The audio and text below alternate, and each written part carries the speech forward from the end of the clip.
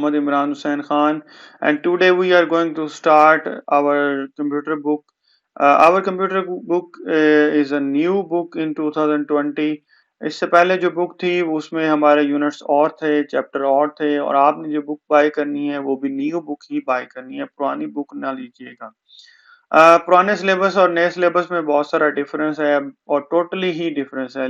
कुछ चीजें इसमें बहुत अच्छी दी गई हैं जो कि एडवांस लेवल पे आपको काम आएंगी।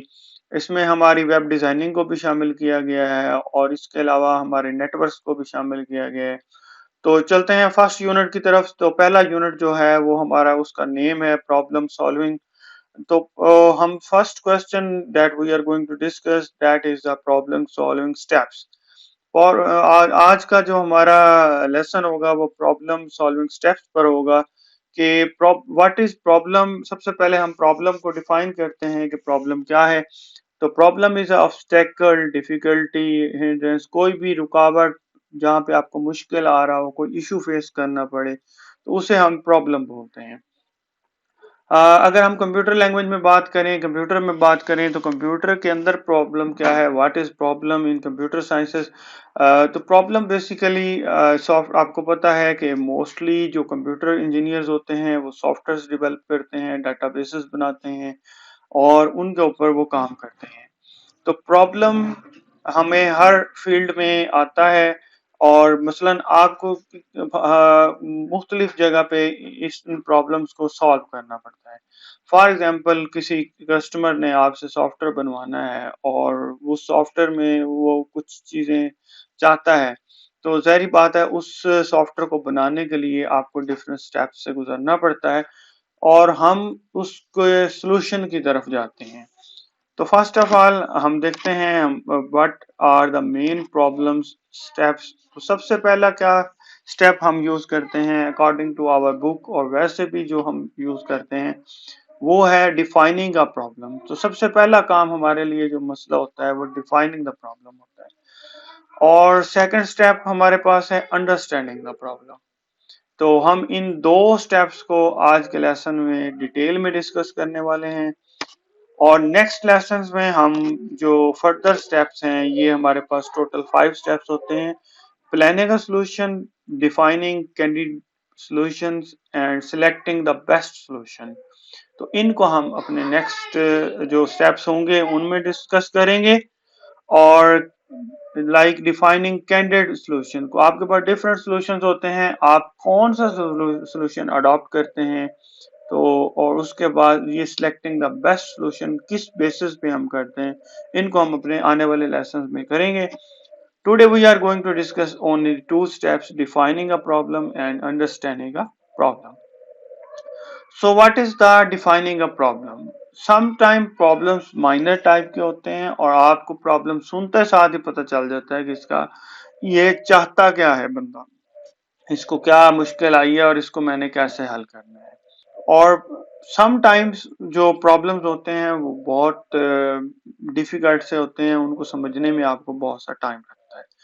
तो वेल डिफाइंड प्रॉब्लम क्या है, सबसे पहले उसको मैं डिफाइन कर रहा हूँ। A well defined problem is the one that does not contain ambiguities.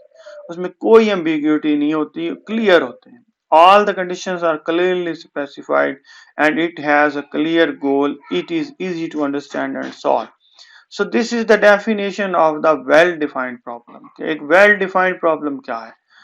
इसी तरह बहुत सारे, एक कस्टमर है, उसने आपसे सॉफ्टवेयर बनवाना है और उसकी एक शॉप है। तो उस शॉप वाले को आपने सॉफ्टवेयर देना है, वो आपसे डिफरेंट टाइप्स के डिमांड्स कर लेगा। मुझे इसमें कस्टमर्स का डाटा चाहिए, मुझे इसमें सप्लायर का डाटा चाहिए, मुझे इसमें मेरी मतलब की स्क्रीन्स बननी चाहिए, मुझे ये कुछ यूं काम करे, मेरी अटेंडेंस लग जाए एम्प्लॉयज की, मेरे एक्सपेंसेस का रिकॉर्ड फीड हो जाए। अब उसमें क्या है कि वो एक प्रॉब्लम स्टेटमेंट आपके पास अच्छी खासी लंबी चौड़ी आ जाती है और वो फौरी तौर पर वेल डिफाइंड नहीं होता। तो उसमें हम उसको कैसे, उस प्रॉब्लम को एनालिसिस करते हैं और कैसे उस प्रॉब्लम को सॉल्यूशन की तरफ जाते हैं। तो सबसे पहले देखिए कि if the problem is not defined, अगर प्रॉब्लम हमारे पास डिफाइंड नहीं है, well then we can use one of the following strategies to define the, तो हम इनमें से एक स्ट्रेटेजी को यूज करते हैं। अच्छा, सबसे पहले स्ट्रेटेजी क्या है? Gain background knowledge, second is the use guesses, and third draw a picture. इन तीन में से एक या हम एक से ज्यादा को यूज करके उस प्रॉब्लम को हम डिफाइन करते हैं। सबसे पहला क्या है? Gaining background knowledge. तो आपको सिचुएशन के हिसाब से बैकग्राउंड उसका पता होता है और उस बैकग्राउंड की बेसिस पे आपको आधा समझ आ जाता है कि ये प्रॉब्लम को मैंने ऐसे सॉल्व करना है। We try to know the situation and circumstances in which the problem is happening. In this way, we can identify the given state. It also helps to know what a good solution will look like, how we shall be able to measure the solution. तो हम background की तरफ देखते हैं। मतलब for example किसी doctor ने software बनवाना है, आउट डोर की उसकी, वो कहता है जितने भी हमारे पास मेरे पास पेशेंट्स आते हैं उनकी हिस्ट्री फीड हो जाए, उनका नेम फीड हो जाए, उनका जो उनको इश्यू आ रहे हैं वो फीड, उनके टेस्ट की जो है वो कंप्यूटर में ऑटोमेटिकली फीड हो, और मैं जस्ट यहाँ से उनको सोल्यूशन मेडिसिन लिखूं और वो उनको मिल जाए। तो आधी चीजें तो आपको उसकी बात सुनते साथ ही पता चल जाती है। फिर आपकी जो क्वेश्चनेयर्स होते हैं और ऑब्जर्वेशंस के साथ आप उसका बैकग्राउंड देख के आप सोल्यूशन की तरफ चलते हैं। सेकंड चीज है यूज गेसेस। हम बाज औकात हम गैस लगाते हैं, इस प्रॉब्लम का ये सोल्यूशन हो सकता है। We try to guess the unknown information through appropriate guesses. These guesses may be basis upon our past experience. तो हमारा जो past experience होता है उसकी basis पे हम guess करते हैं। और थर्ड है प्रोटोटाइप, जिसको हम ड्रा अ पिक्चर कहते हैं। आपने 8 क्लास में भी एक यूनिट पढ़ा है जिसमें आप फ्लो चार्ट बनाते हैं। यहाँ पे मैं फ्लो चार्ट और प्रोटोटाइप को डिस्कस नहीं करूंगा क्योंकि हमने आगे डिटेल में डिस्कस करने हैं। So if the problem is not well defined, we can draw a picture and find the undefined information. तो हम उसकी एक पिक्चर ड्रा कर लेते हैं और उसके बाद अनडिफाइंड जो इंफॉर्मेशन होता है उसकी सोल्यूशन की तरफ चलते हैं। पुराने दौर में भी आपने देखा होगा जब बादशाह जंगे लड़ते थे तो वो क्या करते थे, वो मैप सामने रखते थे और उनको पता होता था कि हमने इस साइड से हमला करना है, तो इस साइड से अगर हमने अटैक किया तो हमारे साथ ये इश्यू हो सकता है, and if we are going to attack from this side तो हम उसमें बच जाएंगे। और picture is a pictorial representation of the data. तो ये पूरे डाटा का सिचुएशन का एक पिक्चर के जरिए जो है वो, या एक चार्ट के जरिए या ग्राफ के जरिए हम उसको सिचुएशन को क्लियर कर लेते हैं। तो आइंस्टाइन ने एक बात कही थी, ये आपकी बुक में भी दी गई है, मैंने उसको कोट किया है। If I were given 1 hour to save the planet, I would spend 59 minutes defining the problem and 1 minute resolving it. Einstein कहता है कि मुझे एक प्लेनेट को बचाना हो और मेरे पास 1 घंटा हो तो मुझे 59 मिनट्स उसको प्रॉब्लम को डिफाइन करने पे लगेंगे। जब आपको प्रॉब्लम की समझ आ जाती है ना तो उसका हल मुश्किल नहीं है। फर्स्ट स्टेप क्या है, उस सॉफ्टवेयर को जहां पे आप बनाने जा रहे हैं तो आपने उसको समझना है, उस प्रॉब्लम को समझना है। व्हाट ही वांट, वो जो कस्टमर आपसे डिमांड कर रहा है वो चाहता क्या। अगर आपको उसकी रिक्वायरमेंट्स का पता चल गया है, व्हाट ही वांट, तो आप उसको वो सॉल्यूशन प्रोवाइड कर पाएंगे। अगर आपकी वो प्रॉब्लम अनडिफाइंड है और अनडिफाइंड रहेगी और आपने वो काम शुरू कर दिया तो आपका वो जो सॉल्यूशन है वो बेकार हो जाएगा, वो जाया हो जाएगा।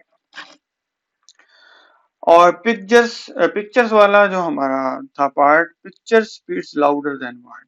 और कस्टमर को भी आप जब डिजाइन दिखा देते हैं ना तो आता समझ आता है कि मेरा प्रोजेक्ट बन गया है। फील्ड में, कंप्यूटर फील्ड में एक फील्ड पे काम हो रहा है जिसे हम यूआई बोलते हैं, यूजर इंटरफेस डिजाइन।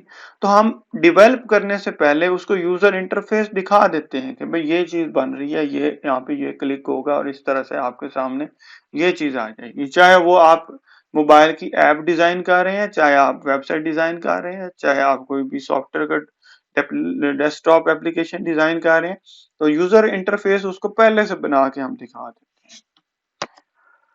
अब सेकंड थिंग जो हमारा सेकंड स्टेप होता है वो होता है अंडरस्टैंडिंग द प्रॉब्लम। फर्स्ट था डिफाइनिंग द प्रॉब्लम। अगर आपने डिफाइन कर लिया फिर हम सेकंड पार्ट की तरफ चलते हैं, that is our understanding the problem.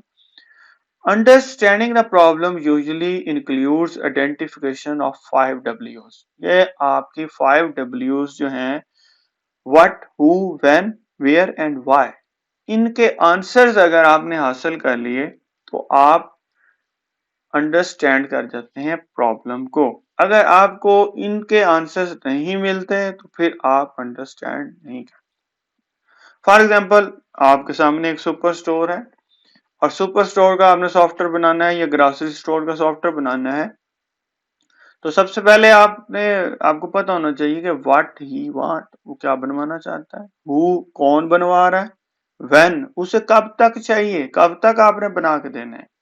Where okay and why और वो ये क्यों चाहता है। तो ये हु व्हेन वेयर इनके अगर हम आंसर्स को फाइंड कर लें उससे उससे क्वेश्चनरियर्स बना के उससे ग्रुप मीटिंग करके या उससे 1-to-1 मीटिंग करके अगर आप इन आंसर्स को हासिल कर लेंगे then you can understand the problem. Problem analysis और प्रॉब्लम के बाद उसकी होती है एनालिसिस और फिर थर्ड स्टेप आता है सॉल्यूशन। हम प्रॉब्लम को पहले डिफाइन करते हैं, अंडरस्टैंड करते हैं, फिर उसके ऊपर एनालिसिस करते हैं। कैसे करते हैं नेक्स्ट एग्जांपल में हम करने जा रहे हैं। Problem analysis is the process to figure out these 5 W's from a problem statement. Problems analysis helps to understand a given problem. These are the basic elements which lead towards the solution of a given problem. कि ये उस solution की तरफ हमें lead करता है कि जो हमें चाहिए होता है। तो आपकी बुक में एक एग्जाम्पल कोट की गई है और मैं उन्हें उसी एग्जाम्पल को यहाँ पे लेके आया हूँ। Suppose your class teacher assigns you a task to list of students in your school whose name starts with letter A.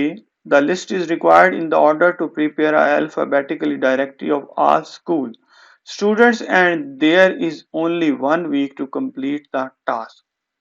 आपके टीचर ने आपको एक असाइनमेंट दी कि स्कूल के जितने भी स्टूडेंट्स हैं उनकी एक लिस्ट बनाएं और जिन स्टूडेंट्स के नेम जो हैं वो ए से स्टार्ट हो रहे हैं वो लिस्ट हमारे सामने आए और आपके पास 1 वीक है इस टास्क को कंप्लीट करने के लिए।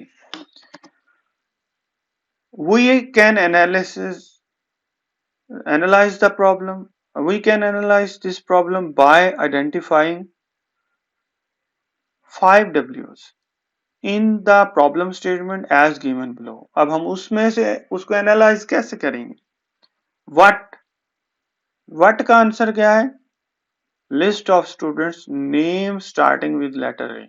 टीचर कह रहा है कि वो स्टूडेंट सामने आ जाए जिनका नाम ए से स्टार्ट हो रहा है। हु कौन है जी, स्टूडेंट्स हैं। Why to prepare the directory of students कि हम स्टूडेंट्स की एक डायरेक्टरी बना रहे हैं। टीचर चाहता है कि वो डायरेक्टरी बन जाए। ए पे क्लिक करें ए वाले सारे आ जाए, बी पे क्लिक करें बी वाले सारे आ जाए। तो वाई उसको एक डायरेक्टरी बनानी है। व्हेन अब इसमें हम टाइम लिमिट आ गए within a week. Where कहां पे, स्कूल पे। तो ये हमने उस प्रॉब्लम को एनालाइज किया और उसको अंडरस्टैंड करके कि उस टीचर को क्या चाहिए और हमने अब उस नेक्स्ट स्टेप की तरफ जाना है कि उसको बनाना कैसे है। तो ये एक जस्ट एक्टिविटी थी जो आपकी बुक से ली गई है और इस एक्टिविटी पे आपने काम करना है और ये आपकी असाइनमेंट है जो आपने करना है। अब ये एक्टिविटी क्या है। Activity 1.1 according to unit number 1 of your new book class 9th Students are put in groups of 2 or 3 and each group is provided two different lists of students' name. On list contains the marks of students in mathematics subject while the other list is for physics subject. Each group is supposed to prepare the following list. अब ये list आपने बनानी है. Top 5% students in mathematics, top 5 students in physics, students having more than 90% marks in both subjects. Identify 5W of the problems. अब आपको एक statement दी गई है इस एक्टिविटी के अंदर और आपको एक क्राइटेरिया भी दे दिया गया है, डिफाइन कर दिया गया है कि एक लिस्ट मैथमेटिक्स की बनी है, एक लिस्ट फिजिक्स की बनी है और आपने 5Ws को यूज करते हुए अंडरस्टैंड उसको एनालाइज करना है कि व्हाट क्या है, हु क्या है, वाई क्या है, व्हेन क्या है. तो आपने इनमें से वो पार्ट जैसे लास्ट यहाँ पे लिखे गए थे कि what list of students naming starting with the letter A. इसी तरह हु क्या है, स्टूडेंट्स. वाई क्या है, क्यों बना रहे हैं. अब इस में जैसे ये आपकी एक्टिविटी है तो इसमें आप क्या बनाने जा रहे हैं, आपको हायर स्टूडेंट्स की हायर अचीवर्स की जरूरत है. तो आप टॉप 5 स्टूडेंट्स निकाल रहे हैं, आप टॉप 5 फिजिक्स में से निकाल रहे हैं, आप 90% अबव मार्क्स वाले स्टूडेंट्स को निकाल रहे हैं. इसी तरह से ये एक्टिविटी आपने करनी है और माइक्रोसॉफ्ट वर्ड पे आपने बना के मुझे गूगल क्लासरूम पे सेंड कर देनी है. मैं मार्क्स उसके अकॉर्डिंग दूंगा और उसमें कमेंट में मैं उसको आपको वन बाय वन मेंशन कर दूंगा अगर किसी का वहां पे कोई गलती हुई या किसी ने की उसमें चेंजिंग हुई. Thank you very much. And if any question, you can comment in the comment box or send me directly message on my WhatsApp number. I give you the answer. Thank you.